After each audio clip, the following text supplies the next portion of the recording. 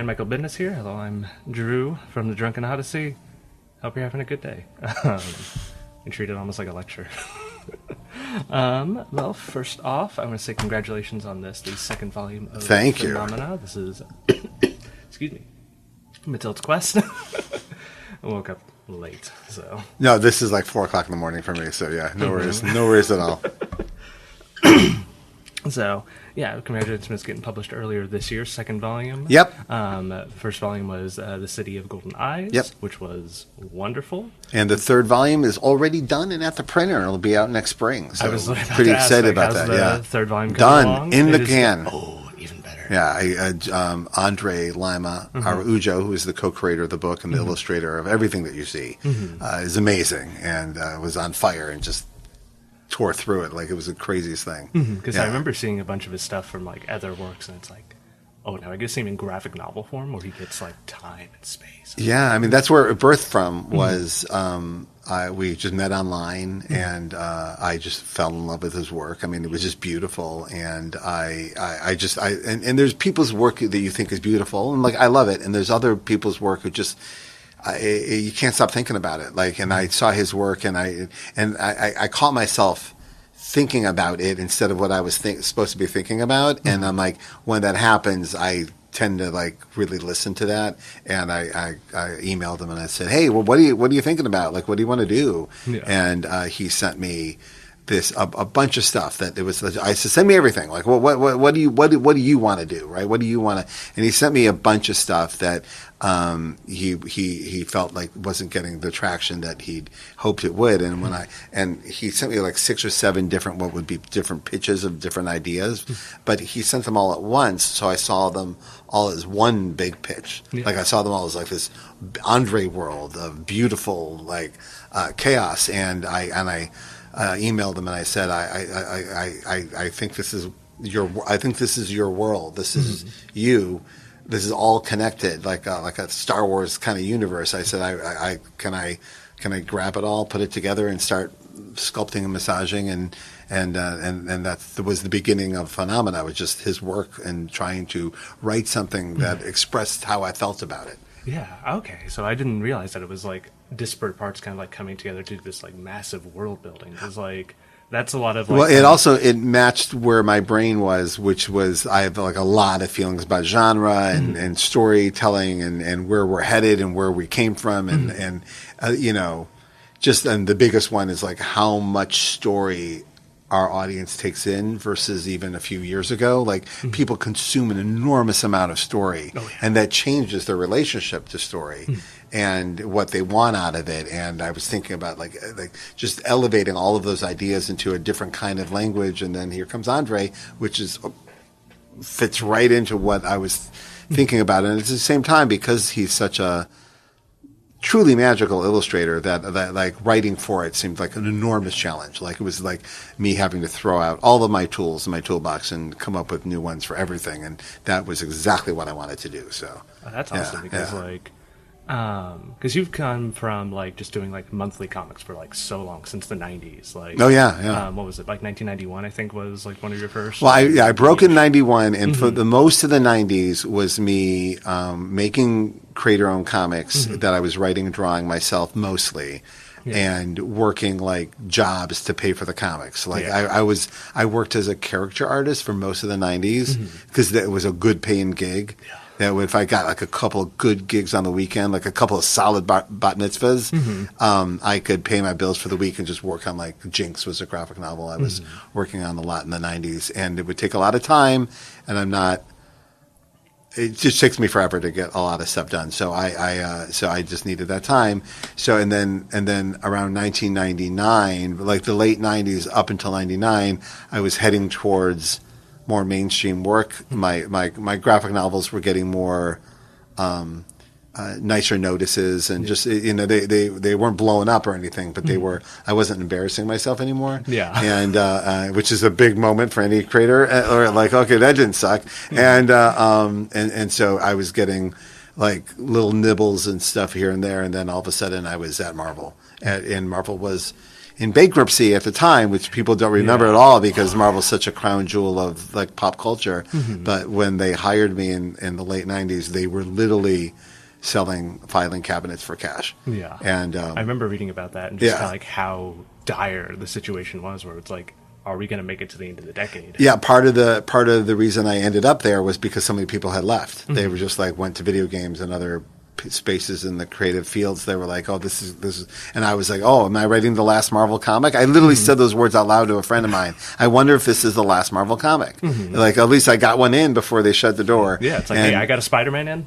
And then, not by any doing of my own, but all of a sudden, the machinery around us took a swift turn, and everything got super healthy financially, and the Spider-Man movie took off, and Blade took off, and X-Men took off, and all of a sudden, and then before you know it, Marvel is Disney, and the whole thing is, people don't even remember how what a garage sale era it all started in, and so I felt like I had a front row seat to one of the craziest pop culture stories of all time, but it was also just great. To answer your original question, I got to start making monthly comics when there wasn't. If we messed up, it's already messed up. So I can't make it worse. Like there's like as much risk anymore. It's I can kind of just do. But with that also came a boss who was like, "Hey, we got nothing to lose. Let's go nuts. Let's go crazy. Let's reinvent. Let's start Spider-Man over from scratch. See what happens." It's like, oh, here's the Ultimates. Yeah, and so a lot of the bigger, bolder choices. Going all the way through into the events were like, hey, let's put on a show, and so I'm very grateful that was my life. But so I'm on that hamster wheel, and I got addicted to it as well because it's so exciting to write these comics and to make comics where people are so excellent at making comics. And so I was writing like 4 or 5 titles a month at certain points, just because I could, and who knows when they're going to tell me to stop. So I'm going to do it now because you don't know, it's show business. You got to grab it while you can. And one of my true joys is watching the evolution of the medium, There was no graphic novel section in a lot of bookstores when we were starting. Now there's an essential graphic novel section that is completely unrelated to anything that has to do with superheroes or even science fiction. There's a YA section of graphic novels of which we are a part of, and watching that evolution of the marketplace and watching. I mean, I have a daughter who's an adult now, but I remember very clearly her getting in trouble for bringing one of my comics to school, right? A Spider-Man comic, and so I watched from comics being not allowed in school to being celebrated in school, now to being fought to be kept in school. So there's quite a ride that even that's been. Yeah, just the past 20 years. It's incredible. It's almost still like. I remember 90s almost still being like the echoes of Seduction of the Innocent. We were fully reacting. We would reference that in our work back then for sure. Yeah, you told us I can't do it. Well, I'm going to do all of it. So a few years ago, I literally was at Barnes and Noble, and there was this beautiful YA wall of books.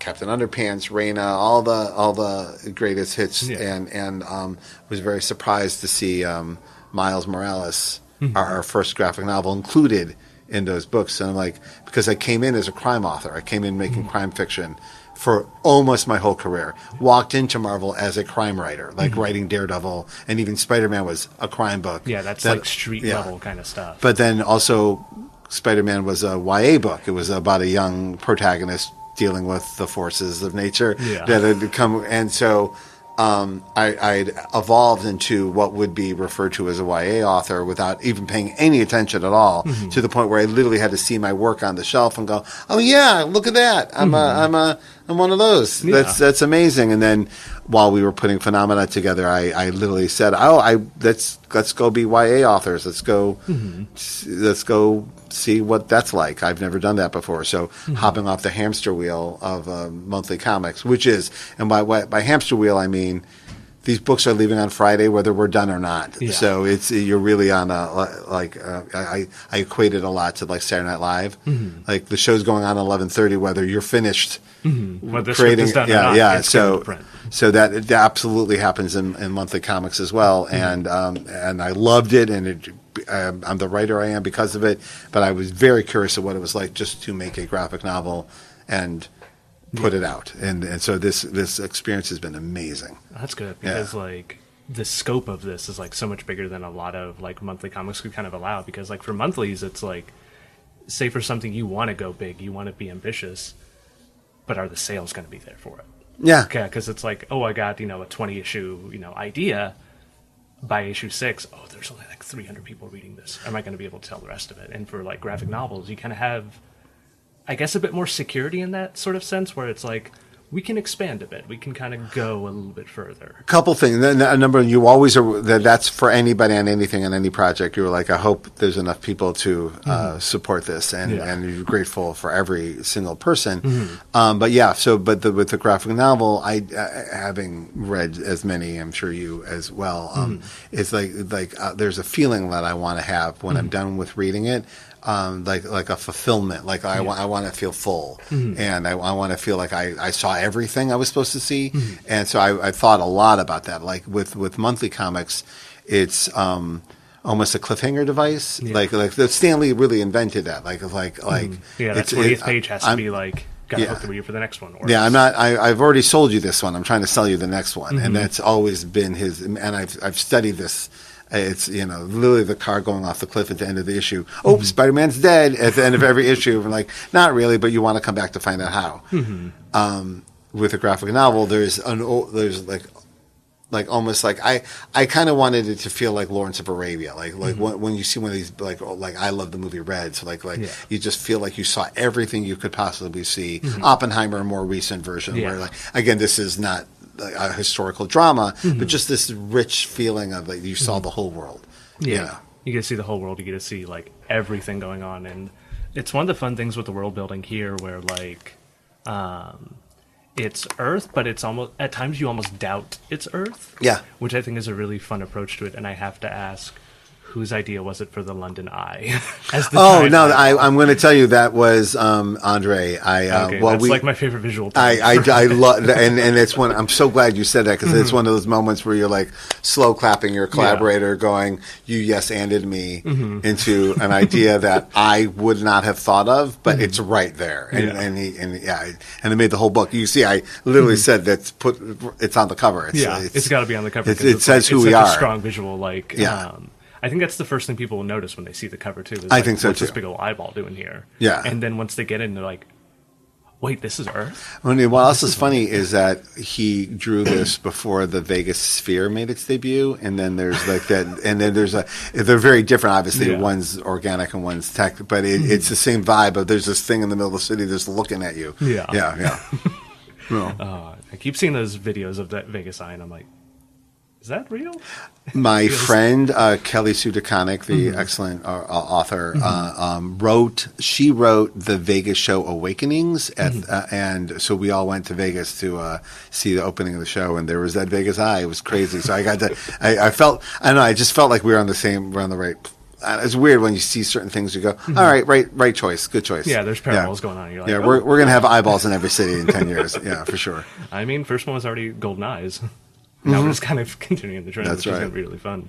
But I will say for the second book, what was exciting is that we're definitely Star Wars babies, in that we have the first book has all these ideas and this location and everything about it. It really sets the table for what this world is, or hints to other things. And then I said for the second book, we're definitely going to new location. Like everything is we've shown you all that already. Now here's now we're going to London, right? And we're going to show how the phenomena affected London, and we have a kind of a theory and philosophy about what is behind the phenomena and the energies that created it, and so the communal imagination of a society, and the British one versus a European one versus an American one, they would be very different. And so this is where we're entering this very exciting world of what London would be in having been altered by this phenomena. Yeah, and that's really interesting too because I remember in the first volume, and I'm seeing it in the second volume here with Dr. Moore, I see a lot of the visual similarities between some of these like older figures and like contemporary artists. Like I see like there's Kirby, there's Mobius, there's Miyazaki, there's it looks like Stanley Kubrick, but it's also like giving me Francis Ford Coppola in the 70s kind of look. And well said. Perfectly said. Those are all the references that were made while creating the character. Yeah. Yeah, because it feels like the vibe of those authors and filmmakers. Yeah. Mm-hmm. And it makes me think of just like the idea of the legacy of like what those authors have left, like say for you as well. And this is being a YA book, the legacy of this kind of story is going to leave for the readers of this as well. And like it's really interesting to see how that was approached for something like this, because it's like multi-tiered torch passing kind of thing. You figure out you've experienced this as well. It's like you've discovered most of the storytellers and filmmakers and authors in your life by other authors and filmmakers pointing you towards them. Yeah. And I remember Frank Miller is how I found out who Will Eisner was. Like someone's got to show you, kick open a door for you to show you certain stuff, and at the same time celebrate it, and at the same time acknowledge I would not be here. I would not be able to do any of this if not for the choices that these people made decades before me. And so you're tipping the hat while at the same time passing the torch, while at the same time saying to anybody who's interested, yeah, go check out this. If you haven't read any Atamo yet, please do. Yeah. And also if you don't get the reference at all, it's just a bunch of old guys in the back. I think it's fine. What I love is that it's something that could play on different levels, right? There's a wink there if you want it, and it's okay if you don't. If that wink it wasn't meant for you, yeah, it might not be meant for you at the moment, but then like someone who's like coming back to it years later is like, wait a minute, I know that face now. Yeah, and that's been like even when I was a kid growing up. I remember like I wouldn't know who like in Close Encounters Spielberg hired what's his face Truffaut to be like I would know who Truffaut was, and then like I'm like, oh, that guy's really interesting, and then like 10 years later I'm like, oh, he's an amazing filmmaker, like I like no idea. And there was other things like that, like I remember I referenced Reds. There was a couple of writers who were actors in Reds who were like, oh, they were famous writers, I had like no idea, and that kind of stuff really inspires me to like, oh, let me throw a couple in here and see if that seeds out for anybody later on. Maybe not. You don't know. But like I definitely love when it's happened to me, and you kind of feel kind of a grand obligation to keep that going, like keep referencing stuff, because also it's a weird culture we live in now. There's so much stuff. There's so much content everywhere that so much of it just flitters away after a while, or just disappears, or there's whole parts of the pop culture I grew up in that are just gone. It just doesn't exist anymore. Mostly for the best, but other things were like, oh, it's too bad people don't even know that happened, or that movie disappeared. A friend of mine runs a podcast who they just did an episode on a movie from 1982 that I never heard of. And I was in high school, like I never heard of it. So it's just fascinating where the culture is. So you feel kind of obligated to keep the Atamo and Kirby lights, torches going in as many lovely ways as you can. Right. Hope that wasn't too long of an answer. It's just that's perfect. I would thought about like why to do that, because you also like I don't know, you don't want, there's a bad way to do it too, where you're like trying to like equate yourself to these people, but that's not what we're doing. We're saying we are 100% standing on their shoulders. Yeah, because it's like they represent like the elders of this, like these different societies and everything. So it's like, it never feels like you're equating. It's more of like, these are the people who built what we're kind of standing on top of now. And it's really fun, I think, to see in both volumes where, like, in this one, there's like a little bit of resistance, but in the first one, it's very like, these characters are bringing change that is like necessary. Yeah. And they're not trying to hold them back. They're like fully embracing them, which I think is a really good turn on what we kind of expect from characters like that, where they're very resistant and they're like, no, we can't change. Things have to stay the same or else,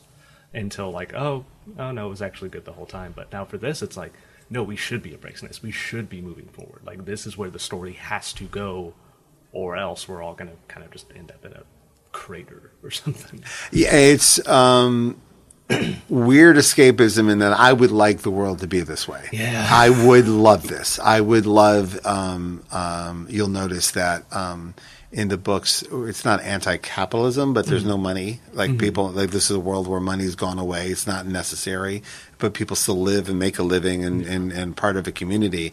But like, you know, I was, you know, watching some stuff, and there's a great quote by Jerry Seinfeld, like when, he said, like, I don't know what happened. Like when I was a kid growing up, it was just how cool was your job, not like how much you're pulling in. Yeah. It's how cool is you're a stand up, that's so cool. Oh, you make movies, like I don't even care how much money they make, they're just cool, right? And what happened, like why is it all about like how successful are you financially? That's not, and also that's only part of what a success would be, right?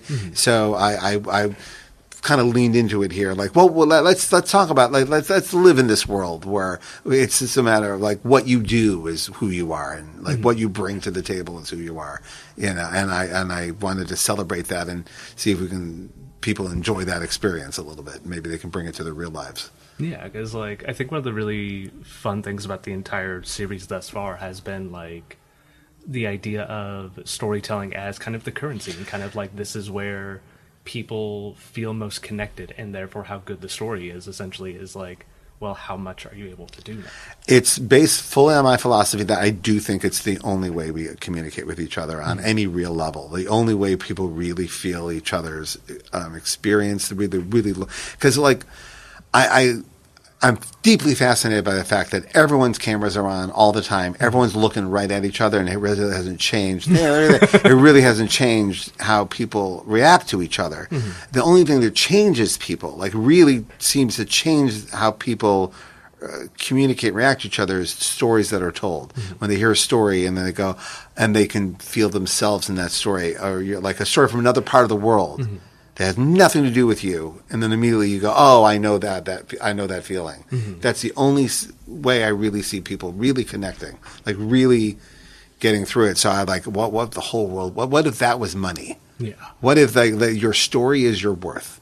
Like that, who you are and what you do and what you bring to it is the only thing that people judge you on, instead of anything else. And what would that world be like? Would it be fun? I don't even know. Let's take it for a ride. Like I started writing it, going, let's see if this is right, and then it became really exciting. Like it is, and then for this book, what was really, I wish I would have even guessed it, is by making story currency.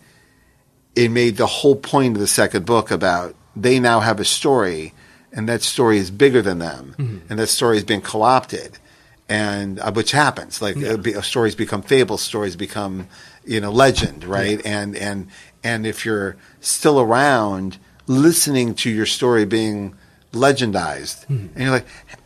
And then Spike goes, yeah, it's not our story anymore. And like some stories are yours, and you get to keep them. And some stories are bigger than you, and now it's their story, and you're just going to deal with it. And you can't get mad about it. And there's nothing you can do, right? So I really liked it. Now, what it did was it allowed the whole point of this book to be about how people responded to the first book. Like everyone's telling a different version of a story. You can go read. You can find out exactly how it went. But then you're hearing how stories evolve. And I felt it's very much how we mythologize ourselves. Like a story gets told and told and told again until it becomes like this other thing other than the actual experience of it. Yeah. So because we see like other characters like telling the story from their perspective of being there, and they mythologize, like you said. They elaborate on like every other thing that's going on, and then are like, but look how cool I was too. Yeah. And this is a theme that I've been pushing in a few things. I don't mean to, it's just I'm obsessed with it, I have a book called Scarlet that I did at Dark Horse, and she actually says these out loud about like everyone is so worried about being the hero of their own story. It would be great if some people really focus on how many people's stories are you the jerk in? Yeah. Are you the? I'm trying not to swear. Are you the? Like how many stories are you the antagonist of? Yeah. Maybe you should take a look at that instead of worrying about if you're the protagonist of your own story. Wouldn't that be interesting? And that is something I think about a lot. And yeah, everyone is the hero of their story. They are the focus of their story. Except there are some people they see themselves as outside of something they even were the center of. And I'm fascinated by that as well. So, and if that's our currency, wasn't that interesting? Like how does that happen? Like you and I have the same story. We're having the same story right now. We're having a very different experience in our heads, maybe. Who knows, right? I love that. I absolutely love it. Yeah, because even like just the whole situation being here, Miami Book Fair too, is like crazy. Everything's going on. It becomes a story, and it's like, how do you tell the story? It's like, oh man, I was walking for 3 miles to get here. It was awful. Or other people are like, that was great. I had such a nice time just hanging out. And yeah, no, that contrast I think is a lot of fun, especially like looking at like I have the first book in my backpack. Oh, thanks. That's why I keep looking over like there. And then going into this book as well of just the idea of so many of these characters kind of starting out as like, that's just some guy. Like, who's this kid? And everyone kind of just stumbling into each other. And that found family aspect as well coming into it with like, oh no, we are going to be like the team now. Like we kind of just came together. We work well together and we like each other. Well, and some of this is a lot of this was birthed during the pandemic, the darkest days of the pandemic, and it's hard not to look at it now. I don't think there's anything pandemic in it, other than I definitely feel that everyone in my life really gravitated towards their found family. Like really, like friendship became like, oh, who can I count on during this? Is an enormous reveal. And I've had a couple times in my life outside the pandemic where I found out who my friends are. Like I was in dire straits. I had a big medical emergency once that really revealed like how my friends would behave in the worst situation, right? And so I got to see it, right? And I can't help but reflect on it in everything that I write. And so when you meet someone and you immediately just like them, and it's just like it's beyond just, oh, you're cool. It's like, oh, we're the same. We're going to be helpful to each other. Like this is going to be a good relationship that's going to have a lot of flavors to it, right? And I love that. I deeply love it. I've collected many of them over the years, and I can't help but write about it now. And also, you realize that this is something a lot of people have experienced. So much fiction is about family, and so little fiction is about found family. And most of us are living in found family. Even if we have a family, we're still a lot of our emotion is in our found family. And I just want to write about it. And I do. I love that. Oh, are we friends now? Like, are we friends forever? It's an amazing feeling, and I love to celebrate it.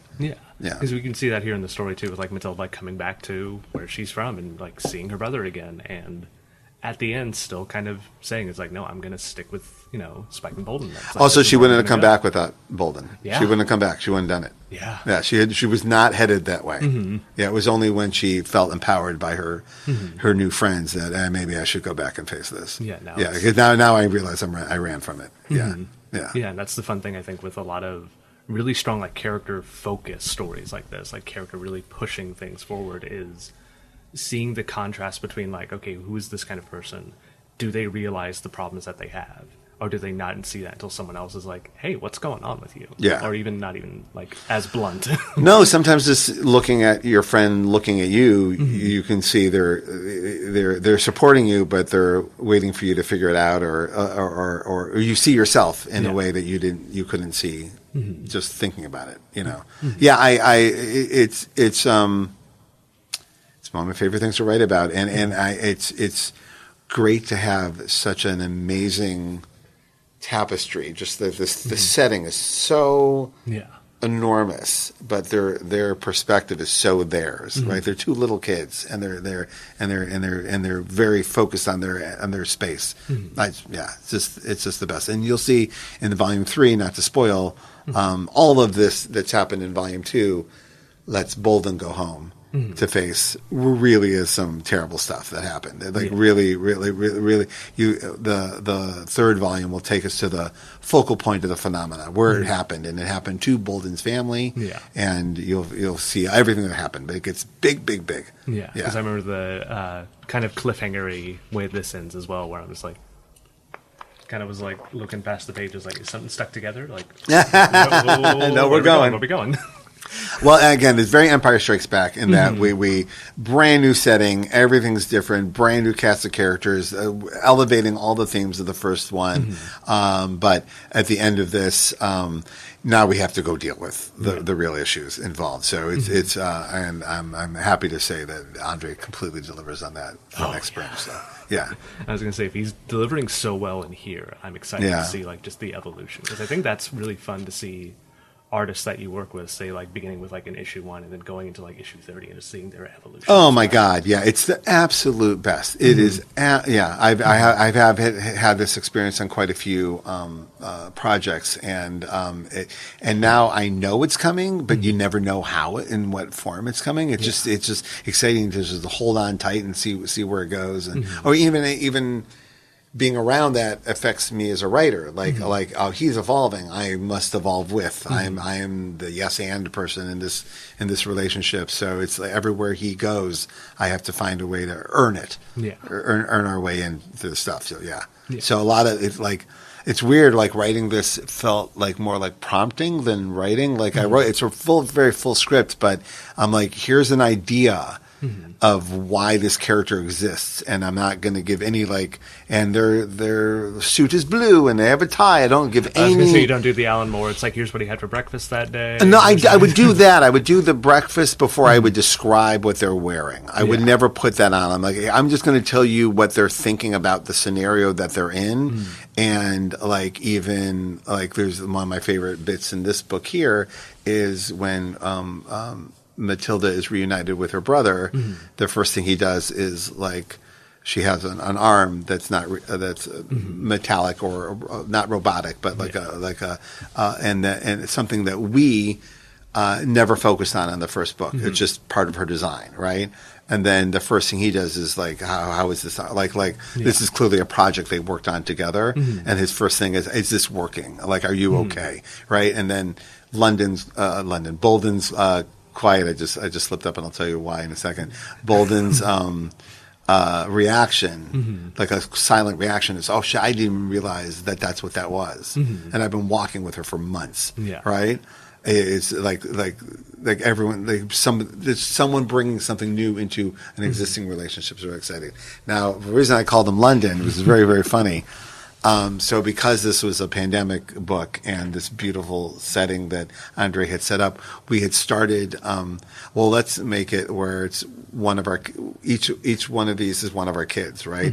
And my young son, London, is very much Bolden. But I changed, and Matilde is the name of Andre's daughter, right? So they're very much there. And this is I'm a writer that loves research. I love to go dive in and find the truth in a world that isn't mine. Always saving my real life stuff for in case of emergency, break glass. I'm oh, we're in the pandemic. I can't leave the house. Yeah. This is when you write about your own kids, right? And you write what you know, which is this small world. But it was great to take our children that are trapped in a small space at the moment and create the biggest universe for them in the world that they could possibly have. Yeah. So that's part of the space of phenomena is not pandemic, and so that full blown adventure, big. And also I remember I was in my research I was doing some cinema research and how the early days of cinema for decades actually into the 70s. There was so much cinema that was your favorite movie star going to Italy.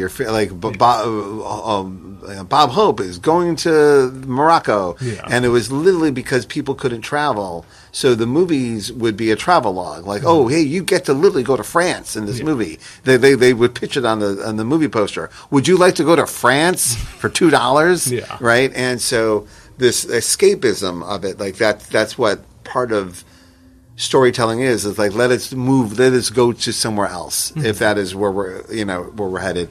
And I spent so much time in my life writing about the dirty streets of the world I grew up in my crime comics, that now that we're doing fantasy, it's let's go elsewhere. Let's go to a world that we wish was that is chaotic as our life is now, but all the chaos is fun. It's like, oh, that's exciting. There's a big giant eyeball in the middle of the city. Yeah. And it's just staring at us. And anyway, so these ideas of putting our kids are the thing that we're the most intimate ideas that we have about our children and putting them in the most fantastical of events really felt like that's what we're supposed to be doing as authors. Like that feels like everything, like all of our heroes told us to do. Yeah, and that kind of just goes into the idea of like the legacy as well, of like just giving them more and more than what, say, like we had growing up, of just like letting the next batch just like, because like I'm a creative writing teacher too, and it's like just imparting like more to the students to be like, you can write, you can do, you can explore, you can fantasize as much as you want. You just gotta take the pen and do it. Yeah, I teach too. I've been teaching a good long time. I teach at Portland State, and I it's my favorite thing is just gently letting. Yeah, wasn't that great? You can do that. You can do that every day. It's like that is available to you. And if you mess up completely, like that's my favorite thing about teaching writing is that if you mess up everything, you will learn something that was better than if you wrote something good. So even if you write something good, great. If you write something terrible, you'll learn something, and that's even better. And to the point where, like I kind of realized that my body was reacting differently to failure. Like if something didn't go the way I wanted to go, I didn't get upset anymore because so many times, wait a minute. So you will either learn something from this, or another door will open because of this. Like this isn't like this moment of isn't the last statement on this. If you don't let it be, and now every time I'm like, oh, I'm going to learn something. I get really I messed that. I'm at a meeting last year, but I wasn't ready to do the meeting like emotionally, and I should have canceled. I didn't.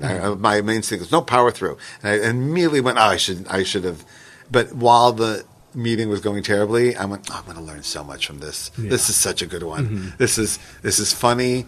And so I try to instill that in the students. I'm like, whatever you're worried about, it's good news. Yeah. It's weird to say and feels antithetical to the whole point of it all. Yeah. But that's what I've learned, and I love to teach that. And it is in here as well. It is like we messed up, or part of what Matilda's quest is you guys are heading back towards a thing that didn't work. We gotta stop that. You don't have to do that.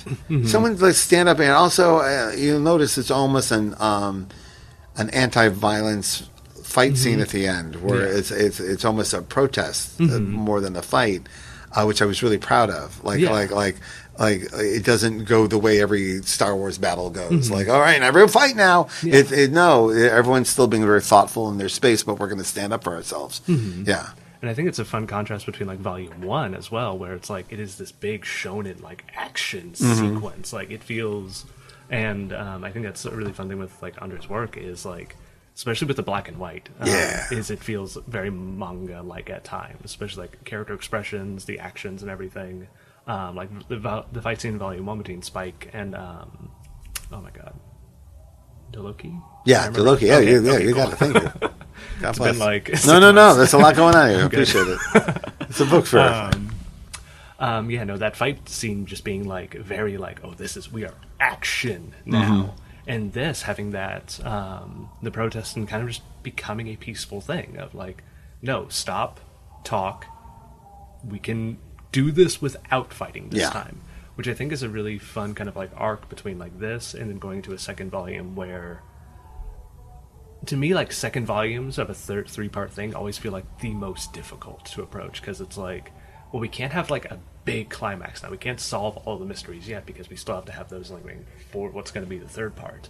And so like having this, now having that sort of like contrasting moment of like big fight, chill, protest, we're going to work things out, into what's going to inevitably be the third of, like you were saying, like the revelations are coming kind of aspect of things. Absolutely. And I mentioned it earlier, but I'm a Empire Strikes Back baby. Like I was a young teenager when that movie came out, and the experience of like, this is like Star Wars was so important but the first Star Wars was dusty, and the second Star Wars was wet. I mean, it was like it felt different, but it was all an elevation. And as many people pointed out, at the end of Empire Strikes Back, everything is worse. Yeah. Everything, like nothing got solved. In fact, everything is worse than it started. And I had never experienced anything like that before. I had never experienced a cliffhanger, and I don't know what I thought I was walking into when I saw the second Star Wars, but I had a very profound memory of me not standing up when the movie was over. I just sat there and we just watched the next showing. My mom just let me sit there and like, oh, he's going through something. Let's wait for. I sat there for 40 minutes and then it started again. Like I have to see what just happened. Again, it's a different universe where the only time I'm ever going to see this movie is in this theater. There's no VHS. There's no There's no streaming. Yeah, there's nothing. Right. So this is the way I'm saying. So my experience here was profound, and thinking about how the second one is always the most difficult, but usually it's the most emotionally difficult, right? There's a big emotion going on because now everyone understands the stakes, right? So everyone knows what they're walking into here, and knows they're going to have to make a tough choice. Now, we end not with everything, oh my God, this is so much worse, at the end of this, but we do know we have to face something that's worse. Now we've done this twice. Now we got to go deal with the big one. And this is what Bolden's secret will reveal in the third volume. Which is going to be, I'm excited already for that. Oh, thank you. It's nice to see that it's coming soon already. So I'm very excited to see where that's going to go. Well, as both writing teachers, the lessons I applied here that worked is I used real life stuff and the fantastical. And for those who want to write graphic novels, it's about writing into your artist's strengths as everywhere you can. Yeah. It is being the biggest mistake graphic novel writers make is that it's about me. No, it's not. It is about the collaboration, and you instigated the collaboration as the writer. You started it with your script. So your job is to keep that collaboration going for everyone else involved till it's printed. Yep. And that is my favorite thing to do, and I love to share that idea with anyone who will listen. Is that is what this is about, and it's incredibly empowering to you, the writer. Like it comes back at you tenfold. Yeah. So that's like I want everyone to experience this if they can. And I'm hoping they can because we already have Volume 2 out already. Volume 3 is coming soon. Yep. And thank you again so much for your time. Oh, my pleasure. It's wonderful to be here, and I hope you have a great rest of your time here You too. Miami Book Fair. All right. All right. Thank you, man. Thank you so much.